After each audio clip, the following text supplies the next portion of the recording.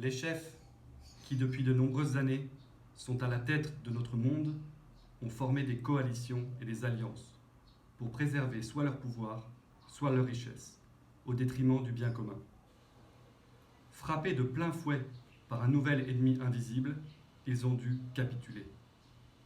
Certes, nous sommes submergés par la force protéiforme de l'ennemi, qui affecte notre sécurité physique, notre équilibre psychologique et nos économies. Infiniment plus que le nombre des malades, c'est la rapidité de la propagation du virus et l'universalité de la menace qui nous ont ébranlés. Ce sont les limitations de nos systèmes sociaux et économiques qui ont surpris nos chefs, au point de les amener là où ils en sont aujourd'hui. Mais le dernier mot est-il dit? L'espérance doit-elle disparaître? La défaite est-elle définitive? Non. Croyez-moi, moi qui vous parle en connaissance de cause, et vous dis que rien n'est perdu pour la France et le monde. Les mêmes moyens qui nous ont vaincus peuvent faire venir un jour la victoire. Car nous ne sommes pas seuls. Nous ne sommes pas seuls. Nous ne sommes pas seuls. Nous avons une vaste communauté derrière nous. Nous pouvons faire bloc avec toutes les bonnes volontés du monde qui ont entrepris la nouvelle lutte.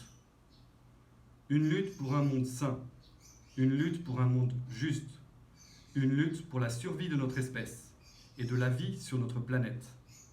La vie sous toutes ses formes.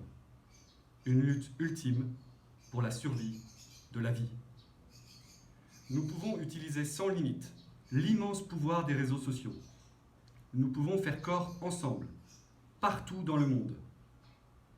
Cette guerre n'est pas limitée au territoire de notre malheureux pays. Cette guerre est une guerre mondiale. Toutes les fautes, tous les retards, toutes les souffrances n'empêchent pas qu'il y a, dans l'univers, tous les moyens pour écraser un jour nos ennemis et préserver la vie, à tout prix. Foudroyés aujourd'hui par un virus qui a mis à plat notre vieux système mondial obsolète et moribond, nous pourrons vaincre dans l'avenir par une force de vie supérieure. Le destin du monde est là.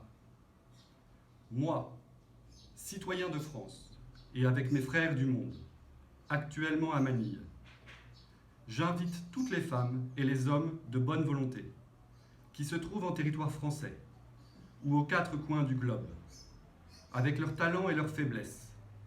J'invite les jeunes, les moins jeunes, les optimistes et les déçus du système, les courageux et les moins téméraires, ceux qui sont tristes, ceux qui sont en colère, ceux qui y croient dur comme fer, à se mettre en rapport ensemble et à œuvrer pour changer le monde.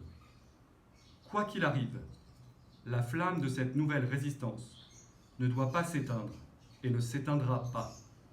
Demain, comme aujourd'hui, je continuerai la lutte là où je suis.